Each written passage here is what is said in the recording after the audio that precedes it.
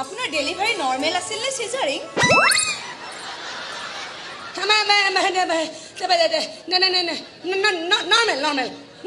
abnormal. দেউতা মৰিল মানে ডিভৰ্চ